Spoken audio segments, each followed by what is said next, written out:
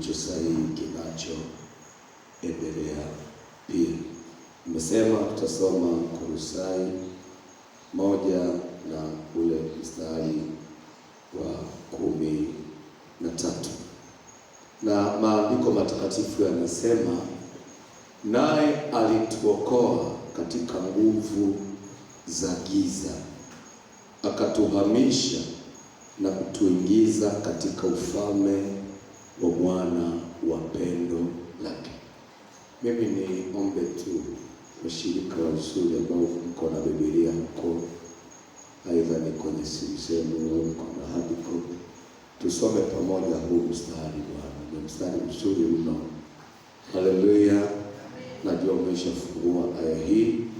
Sasa hebu tuende tukasome kwa sauti nzuri, sauti fulani hivi inayoonyesha moyo wa kulipenda jambo hili Kristo alilifanya. Sasa kwa kuwa uko tayari, tusome pamoja kwa sauti haya. Naye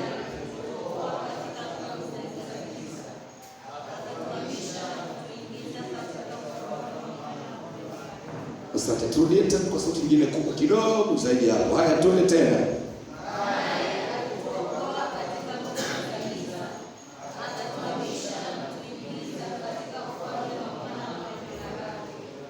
Wangapi wanafurahia kuishi katika ufalme wa Mungu? Nisikie vigelegele jamani.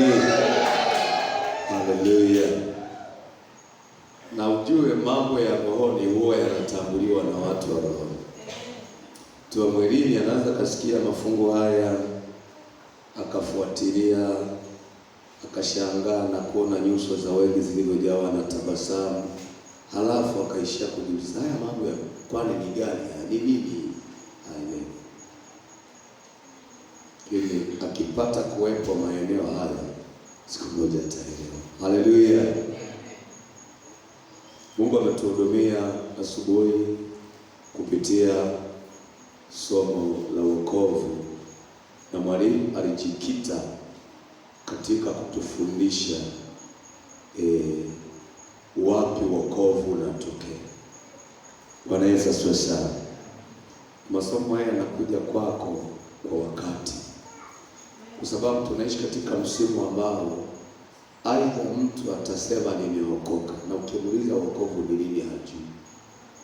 Akijitahidi atakwambia anasali kwa pastor fulani, au ninaabudu katika kanisa fulani.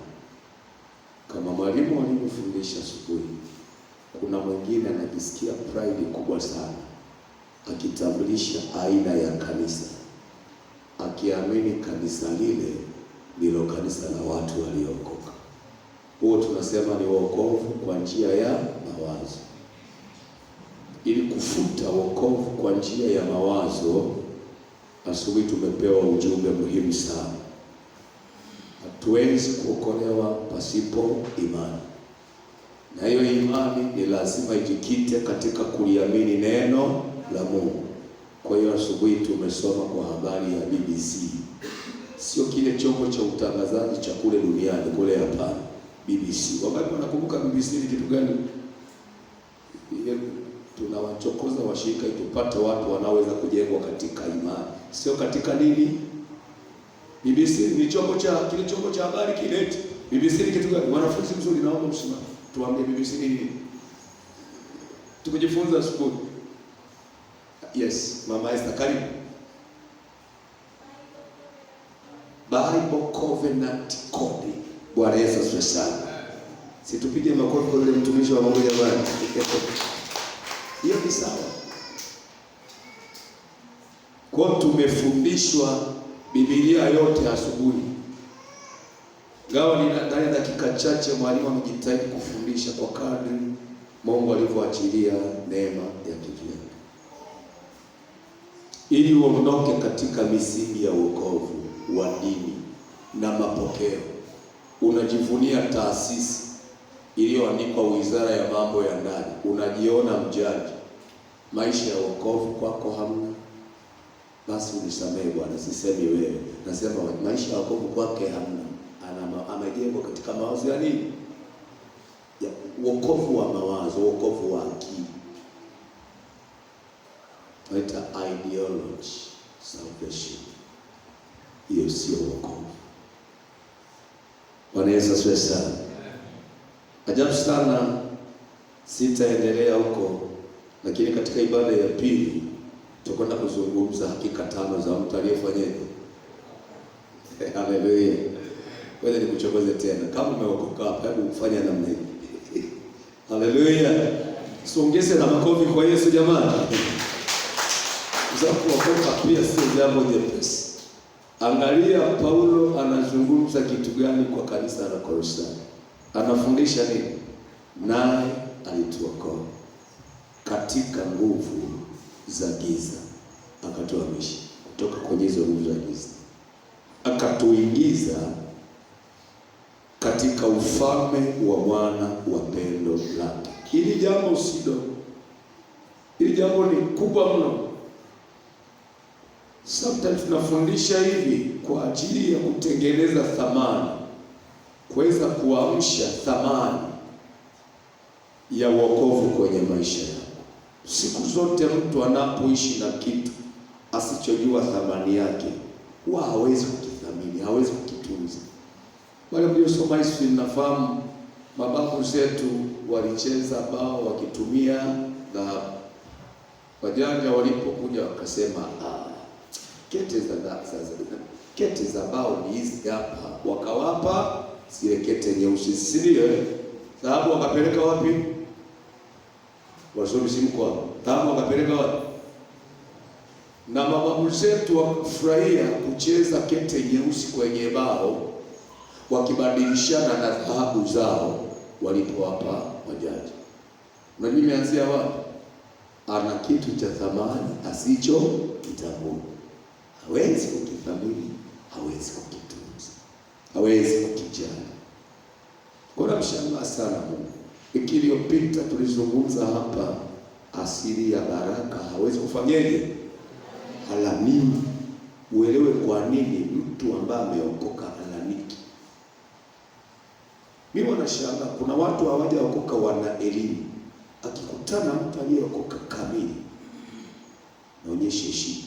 Wapo. Mimi uelewe thamani ya wokovu. Kwa hiyo tutazungumza hakika 5 anazopaswa kuwa nazo mtu aliyeokoka. Wangapi wako tayari kujifunza? Useme amen. Kwa kifupi kabisa, kwa mujibu wa kile tulichosoma katika Kolosai 1:3, kuokoka ni kitu gani? Kuokoka ni kutoka gizani na kuja nuru. Kwa ni wokovu. Mtu aliyeokoka ni mtu aliyehama kutoka kwenye ulimwengu wa giza, kahamishiwa katika ulimwengu wa nuru, akifurahia kuwa mwana wa nuru katika ufalme wa nuru. Na biblically tunapozungumza giza, manake unaongea kwa habari ya shetani mzima mzima. Na ukizungumza nuru, unazungumza kwa habari ya Yesu Kristo. Bwana Yesu asifiwe sana. Kisoma kile kitabu cha Yohana sura ya 1.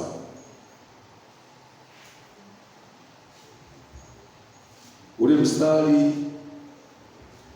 wa 4 anasema ndani yake ndimo ulimokuwa uzima, na ule uzima ulikuwa nuru ya watu, nayo nuru yang'aa gizani, wala giza halikuiweza. Ibilisi na wakilishwa na neno giza katika haya mafungu, lakini Kristo anawakilishwa na neno nuru. Nimeokoka, nimeondoka kwenye himaya ya ufalme wa giza. Si mtumwa, si mtumishi tena katika ufalme wa giza. Bwana Yesu asifiwe sana. Ndio maana ukisikia mtu anaimba na ameokoka, maudhui ya nyimbo zake yanajawa na shuhuda za wapi alikotoka na yuko wapi anaenda wapi. Bwana Yesu asifiwe sana. Ukisikia maombi ya mtu aliyeokoka, content ya maombi yale sio malalamiko. No. Sometimes yako na maudhui muhimu sana yaliyojawa na shukrani ya wokovu. Kutoka katika ulimwengu wa giza na kuingia katika ulimwengu wa nuru haviwezekani kwa namna nyingine. Mwalimu amefundisha, sio kwa dini nzuri. Wengine wao wanazungumzaga matendo, tena wengine wanayafix matendo mazuri kwa bidii, kwa nguvu, ndani ya mwezi huu mmoja katika mwaka, na ule mwezi ukiisha, imeisha hiyo, basi mtu ataishi atakavyoweza kuishi. Ataanza kuhangaikia hayo matendo yake mazuri mwezi mwingine tena kama ule. Hivi ni wewe au nina? Inawezekana si usiwe wewe. Wewe na mimi twende tukawe nuru mbele ya hao. Mungu hahitaji utakatifu wa mwezi mmoja, my friend. Unakubali useme amina? Mungu hahitaji utakatifu wa mwezi mtukufu wa Ramadhani wala wa Kwaresima. Rafiki yangu mmoja ni Muislamu, kaniuliza umefunga? Nikamwambia sijafunga. Kwa nini hujafunga? Akasema funga hii kuna namna haiko sawa. Na nikaishia. Halafu akaanza kunieleza namna ya mtu fulani, watu fulani anafahamia namna walivyofunga. Mwingine amefunga kula chapati mwezi mzima, vitu vingine anapiga. Hivi unajua Yesu alipofunga siku 40, Biblia inasema alifunga mchana na nini? Mwisho akasikia nini? Njaa. Biblia inazungumza. Nimwambia mimi nafunga, ila mfungo unaotembea kwenye hizi kanuni ukitafuta utanikuta kuna usanii fulani huko ndani. Imeanza kuhubiri vibaya. Wangapi wako tayari kupokea? Useme amina. Na zungumzo hivi, ukiwa na ushuhuda wa kutoka gizani ukaingia nuruni, unaweza ukaishi maisha ya shukrani ya wokovu na ukauthamini wokovu. Usiruhusu mtu yeyote yule akakuvuga kwenye wokovu wako. Unaelewa? Useme amina. Kwa hiyo wokovu ni kutoka gizani na kuingia nuruni. Kitabu cha Waefeso sura ya 5 ule mstari wa 8, maandiko matakatifu yanaendelea kutukumbusha mtu aliyeokoka ni mtu wa namna gani. Maana anasema kwa maana zamani ninyi mlikuwa giza, bali sasa mmekuwa nuru katika Bwana. Jamani, enendeni kama watoto wa nuru. Unapokea? Useme amen. Yes. Sote tulikuwa wana wa giza, chini ya mfalme wa giza, Shetani. Kwa sasa hivi zawadi kubwa, shukrani yetu kubwa tunayopaswa kutembea nao kifua mbele ya Mungu ni kufikiria kuishi maisha ya utakatifu kwa njia ya wokovu huu. Ndani ya wokovu huu chemchemi ya matendo mazuri mema inatokea. Yusufu anamwambia mke wa Potifa, sema we mama, we shika adabu yako. Mume wako amenipa mamlaka ya control kila kitu. Wewe unafahamu funguo zote za masto yote na nyumba zote. Mamlaka zote ziko mkononi mwangu, isipokuwa wewe niwezeje kumtenda dhambi Mungu wangu namna hii? Mwambie jirani yako, ule haukuwa mwezi wa Ramadhani. Mwambie haikuwa Kwaresima pia. Bwana Yesu asifiwe sana. Wewe ukaishi maisha utakatifu siku fulani. No. Ungapi wanakubali waseme amina? Niongea amenyoka namna hii. Yule mtu aliyeokoka. Kwa nini mtu aliyeokoka hafurahi tena matendo ya giza? Na mimi nikiangalia mbele yangu naona nyuso za watu waliokoka zikiwa zimejawa na tabasamu kama yote. Sasa nisaidie kumpigia Bwana makofi hapo. Kitabu kile cha Yohana sura ya 12 ule mstari wa 46. Mtu aliyeokoka amehama kutoka gizani akaingia nuruni. Mwenye nuru anasema hivi, mimi nimekuja ili niwe nuru ya ulimwengu, ili kila mtu aniaminie mimi asikae gizani. Wangapi wanafurahia kuondoka gizani? Useme amina. Furahia kuondoka gizani. Usipende tena kuwa mshirika wa vikao vya gizani. Isaac, unanielewa mwanangu? Usifurahie maisha ya gizani. Mama zangu, ondoka kwenye vilinge vikao vya gizani kule. vimeharibu familia na ndoa nyingi, vikao vya gizani. Niwahi kuhubiri hapa, mama mmoja alikaa kwenye vikao vya ajabu fulani, akapakiwa maneno kule, alafu usiku mume wake aliporudi akaanza kutaka kuya practice kwa mewe, aliishia kulamba vibao.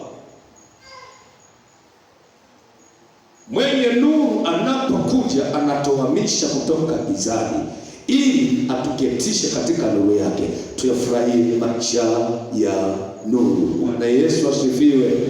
Bwana Yesu asifiwe sana. Kwa maneno mengine tunasema kuokoka ni kubadilishwa kutoka mtu wa kale hadi kupata mtu mpya. Huo ni wokovu. Kuokoka ni kubadilika kutoka mtu wa zamani hatimaye kupata mtu mpya.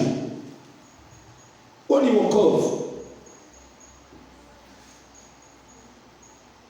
Kabla sijaelewa nilikuwa napata shida sana. Mtu akiniambia nimeokoka halafu anaitwa Athumani, mimi nilifikiri wokovu uko kwenye majina. Hapo kalikuwa kaujinga kama kilitokana na mahali nilipokulia na kulelewa. Wewe jitambulishe tu Athumani uone kama nitakubali umeokoka. Hivi hata unajua jina Abdalla maana yake ni mtumishi wa Allah. Abdalla ni mtumishi wa Allah, mtumishi wa Mungu. Manake kwenye Biblia Abdalla ni Obadia. Unajua kwenye Biblia Yahya ni Yohana. Wengine wanajikua katika majina eti. Kwa hiyo nilibatiza mshirika mmoja hapa aliitwa Salma, nikalifuatia ile jina mtandaoni tafsiri yake, nikambatiza hivyo Salma. Bwana Yesu asifiwe. Kuna watu wanasema mchungaji wetu hajaokoka. Kwa sababu mtu aliyeokoka ni mtu aliyebadilishwa kutoka katika namna ya mtu yule wa zamani na kumpata mtu mpya. Korintho wa 2:5-17 Maandiko yanasema hata imekuwa mtu akiwa ndani ya Kristo imekuwa kiumbe kipya. Kiwa hapo unafiki kuwa kiumbe kipya, pepea mkono wako hewani namna hii. Biblia inasema kwamba ya kale yamepita, tazama amekuwa mapya. Kabisa. Tuliokoka. Waraka wa kwanza wa Yohana sura ya kwanza mstari wa 6. Tunampata mtu mpya anayetokea katika yule mtu wa zamani. Waraka wa kwanza wa Yohana 1 na ule mstari wa 6. Biblia inasema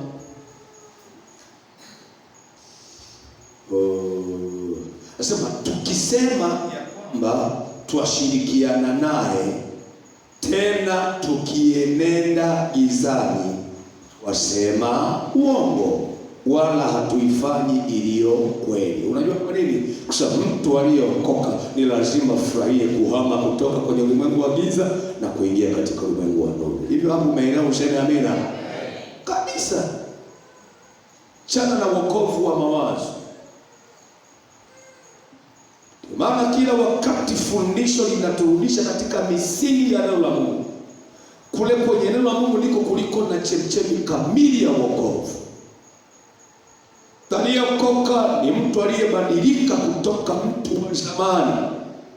Ni mtu yeye, lakini tunaiona tofauti ya zamani yake na sasa yake. Waraka wa kwanza wa Yohana sura ya 2 mstari wa 9.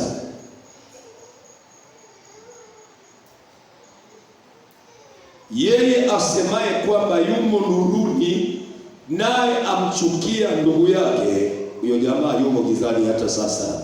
Tikisa mbele ya jirani yako mwambie usiwe wewe.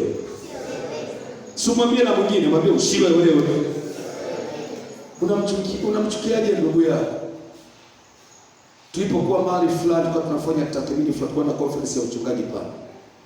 Kwa tunakutanishwa na shuhuda fulani hivi za baadhi ya watumishi ambao wamewahi kupewa sumu kwenye taasisi zao. Can you imagine? Watu wanatengeneza dili la kumuua mtu ndani ya madhehebu. Watu wanauana. Mchungaji mmoja Tulitumika naye kule Dar es Salaam, baadaye akahamia kule Kigoma, kana mtumikia Mungu Kigoma kule. Ghafla nikashangaa Mchungaji Ibrahim Mboko amefariki. Kumbe kwa nini amefariki? Kanisa hilo chunga aliyokuwa anachunga wakati huo, mchungaji wa kanisa hilo alihamia Marekani, kaenda kumtumikia Mungu kule. Halafu yule mchungaji alihamia Marekani akasema, Mchungaji Ibrahim Mboko, wewe mtumikie Mungu wako. Watu fulani ndani ya kanisa wakiwemo wazee, na kanisa letu ni wazee wa kanisa, wakiwemo wazee wa kanisa, wasema kwa nini awe huyo? Swali lilianzia hapo hapo tu. Siku moja ametoka kanisani, kashachanganyiwa vya kuchanganyiwa huko, alikutwa amekufa mezani kama anaomba na Mungu. Kumbe kitu fulani amepewa kule kanisa. Na ubiri hivi, ufikirie, ukiendelea kuamini wokovu kwa njia dini yako, na watumishi fulani nao appreciate, pole, umechelewa. Yeye asemaye kwamba yumo nuruni, huku ndani anamchukia ndugu yake, huyo jamaa bado yuko wapi? Hata kama naabudu kwenye hiyo dini yako nayo ya appreciate ya warokole, hata kama ni mkuu wa dini hiyo, hata kama niko hapa, hata ningekuwa mimi. Kwa nini? Biblically mtu aliyeokoka tunaiona zamani yake na tunaiona sasa yake. Haleluya! Lazima muone mtu mpya. Ukiona amebaki kuwa yule yule, huyo kagoma kuokoka, ni chachi goa tu, anahudhuria kanisani tu. Bwana Yesu asifiwe. Sasa unajua, tukianza kuhubiri jumbe zito kama hizo, watu wanapoteza furaha. Hivyo wakati bado wananifurahia, ulitie moyo kwa kusema amina. Hii ni injili. Hii ya kupakana mafuta asubuhi mpaka kesho havina maana sana. Havina maana. Na tupokee jumbe hizi ili kumpa mawe mtu. Hiyo imani pia haiko sawa. Nani anayepaswa kupigwa mawe kwa njia ya injili? No. Injili ni uweza wa Mungu unaoleta wokovu kwa kila aminie. Biblia yangu inaniambia kwa Myahudi kwanza na kwa Myunani pia. Kwa nini Wayunani wameingizwa kule ndani? Unajua, watu wa mataifa wale. Mawazo ya Petro, alifikiri watu wa mataifa hawezi kuokolewa. Hata walipojazwa Roho Mtakatifu wakanena kwa lugha, alishama sema kana, kumbe jamani, hivi upendo wa Mungu umembaguana.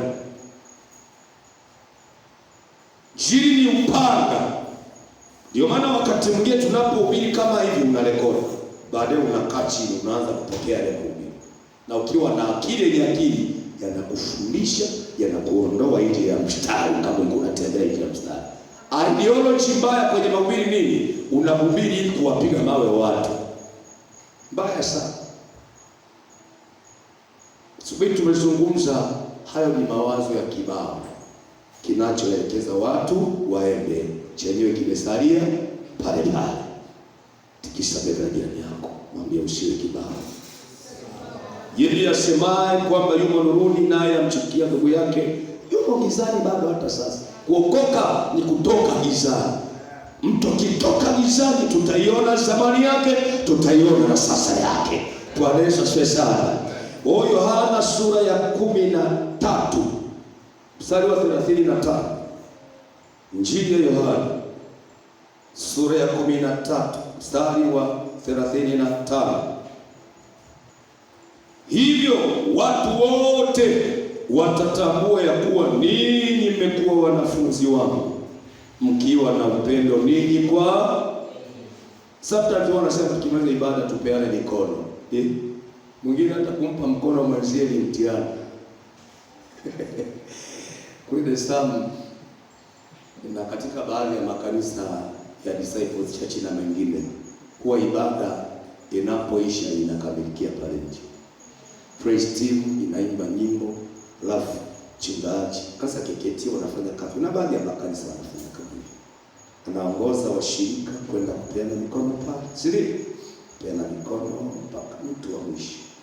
Kwani kanisani ni sehemu ya kutengeneza ushirika, sio watu fulani, wa watu wote. Nakumbuka tulikuwa na mshirika fulani, mawazo ya ajabu sana. anapopita mstari namna hii, akifikiri mtu fulani na ni adui yake, analeta mkono ili wapeane mkono, anafanya namna hii, anaruka, anampa mkono mtu mwingine. Unaona jimegaje? Iko sawa hiyo? Lini watu wote watatambua ya kuwa sisi ni wanafunzi wa Yesu Kristo? Napoweza kufunua na kuachilia upendo wa Kristo kwa ndugu yako, hata kama useme amina, imeenda hiyo. Na kwenye hili najisikia vibaya sana naposikia habari kutoka kwa washirika, mme anamvuruga mke for nothing. Onyeshi upendo kwa mke, nyumbani anakuja ni brigadier, akiwa mtaani unaona meno yake yote kwa wanawake wengine. Huyo mtu akili imepindaje huyu? Watoto hawana furaha na baba yuko kanisani juu, akiwa nje anaweza kachomoa 5,000 akampa yeyote. Nyumbani watoto anakunya maji kama bata. Huyu mtu, haya mambo yanawezekana nje? Mama haonyeshi heshima kwa mke, hana ya ile lugha nzuri ya mahaba kwa mke, anajishika kiunoni tu, lakini kwa mchungaji anaweza kumsalimia mpaka kabonyea namna hii. Sisi tunajulisha haya mambo yanakujaje? Watoto hawaonyeshi adabu kwa wazazi, wanakasirika tu. Wapendwa, Bwana Yesu asifiwe sana. Kanisa ni chuo kikubwa sana. Zamani sana mtumishi wa Mungu Peter alizungumza, siendi kanisani, mimi naenda chuoni. Ingawa sio makanisa yote, kile kilitulia vizuri. Kanisani ni mahali pa kukutengeneza ukawa somebody katika ufalme wa Mungu na hata kwenye jamii unayoishi. Biblia inasema hivyo watu wote watatambua ya kuwa ninyi mmekuwa wanafunzi wangu mkiwa na upendo ninyi kwa ninyi. Wangapi wananipenda? Haleluya. Mimi najitahidi kuwapenda. Siwezi sana, lakini najitahidi kuwapenda. Bwana Yesu asifiwe sana. Najisikia vibaya nikimkumbuka mshirika fulani, halafu napiga simu na shangaa namba yake haipatikani. Wengine ukipiga simu anapokea mimi. Umenipiga simu kwa mchungaji. Anaonyesha furaha. Mwingine akiona simu ya mchungaji inaita, anaitupa hapa, anajiondokea. Wewe mtoto usipokee. Au namwambia, pokea, mwambie mama hayupo, mwambie baba hayupo. Na huyu mtu anaenda mbinguni. Asante Yesu, mtu huyo leo sio wewe, ni wale. Bwana Yesu asifiwe sana. Haleluya. Tunahitaji kufanya mazoezi ya kupendana. The way tunavyopendana, Biblia inasema kwamba watu watatambua. Unajua watu wakitambua, wenye tamani kuingia kwenye hiyo network. Unakubali useme amina? Wakiona wanatamani kuingia kwenye hiyo network. Nani hahitaji kupendwa Bwana kwenye dunia? Haleluya, haleluya. Tuliokoka ametoka katika maisha ya mtu fulani wa zamani na mambo ya kizamani ya kigizagiza, na unamuona namna ana practice kuyaishi maisha ya wokovu. Nimezungumza utangulizi kama kwa muda mrefu hivi, lakini kwa ajili ya kujenga msingi wa fundisho hili. Sasa mtu aliyokoka awe na hakika ngapi? Jifunze hakika hizi, halafu siumbishwe na ideology za watu. Siumbishwe. Uhakika wa kwanza unaopaswa kuwa nao unaitwa uhakika wa wokovu wenyewe. Uwe na uhakika wa wokovu wenyewe kabisa.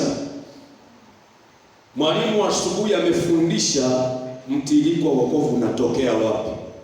Taja amefundisha kuhusu Mungu pale, amezungumza nafasi ya Yesu Kristo katika ishu ya wokovu, amefundisha nafasi ya Roho Mtakatifu. Mimi nikaa nafuatia lile somo nikashangaa. mambo yanakuwa. Nikisema asante Yesu kwa sababu unapolituma neno lako ni kwa wakati mkamilifu na kuna mtu umemkusudia. Bwana Yesu asifiwe sana. Kuwa na uhakika wa wokovu wenyewe, my friend. Wewe uliyekuwepo asubuhi, nirudie tena lile somo. Elewa vizuri, wokovu hautekelezwi na mwingine, ni Kristo. Bwana Yesu asifiwe sana. Kristo ndiye amekamilisha ishi ya wokovu. Usijichanganye kwenye hilo eneo. Ukikubali kuchanganyika kwa njia eneo hilo, sasa utaamini wokovu kwa njia ya matendo. Kisoma Efeso 2 mstari wa 10, Biblia inazungumza tokea awali Mungu aliyaumba matendo mema ili tuenende nayo. By the nature binadamu ni mtenda mema. Amevurugwa lini? Tangu Mwanzo 3:1 mpaka 6 ilipomalizika. Kwa uwezo ukamnunua Mungu kwa matendo yako mazuri, haiwezekani. Ndio maana tumefundishwa leo kwa njia ya imani tunaokolewa. Amen. Kwa njia nini? Wangapi wanamwamini Yesu hapo useme amen? Petro wa kwanza 1:18. Petro wa kwanza 1:18 na 19. Maana anasema nanyi mfahamu kwamba mlikombolewa si kwa vitu viharibikavyo, kwa fedha na dhahabu, mpate kutoka katika mwenendo wenu usiofaa mliompokea kwa babu zenu. 19. Bali sasa kwa damu ya thamani kama ya mwana kondoo asiye na ila, asiye na waa